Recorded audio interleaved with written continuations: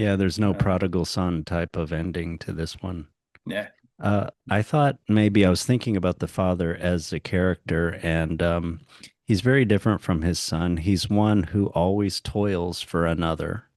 And you can take that in a non-practical way, not as like someone who's just a worker, but like someone as opposed to the son who never really ventures out, who never really risks, who he keeps his nose to the grindstone always.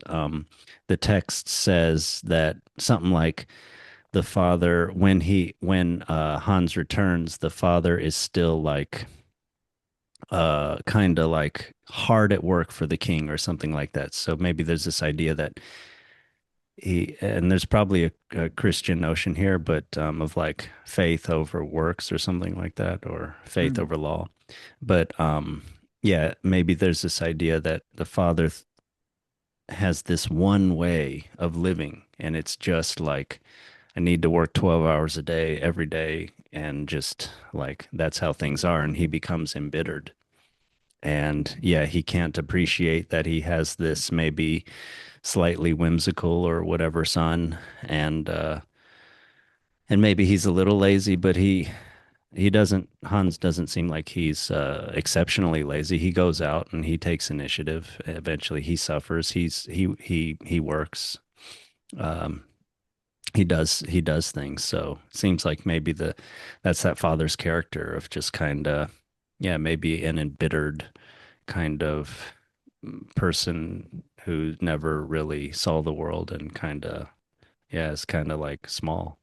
And Yeah. then he's kind of like I imagine him like literally he didn't recognize his son. He's looking right at his son and he's not looking at his son. He's just seeing through his very myopic eyes out at another person, and maybe he only sees the trappings of his son now with his rich clothes and his retinue, and he just sees like some rich guy that like is not in my class, or just yeah, he's not looking at the human being. He's not There's this idea, there's something in mythology of yeah, if sight, and it has to do with like the depth of your vision, your how connected you are to yourself in the world, right? And it's like he's not connected. I imagine he's just like yeah, just focused on his little like plot of land or plot of ground, or not his, the king's, but you know, like yeah, he's forever a servant. He's not, and I don't mean this as like a practical thing, like, but yeah, he's he's not independent. He's not independent. He's not adventurous. He's not virtuous. He's not loving. Uh, and he's blind. So that's probably why he doesn't recognize his son. Yeah. Yeah. I think two things stand out. I mean, the whole thing was great, but two things really stand out. I want to comment on one. You said, he's working for the king. And I think that's really insightful in that, like, he's not working for himself. He's selling his life to someone else to solve their desires, their dreams. He's willing to, fulfill someone else's dreams just to be taken care of. Yeah, Um, right. Yeah, right. and Exactly.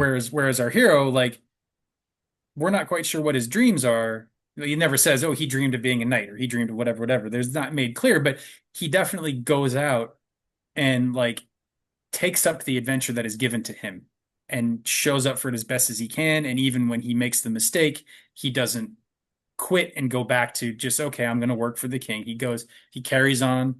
He takes up the challenge of, I mean, I think it's called the Iron Shoes. Yeah. Yeah.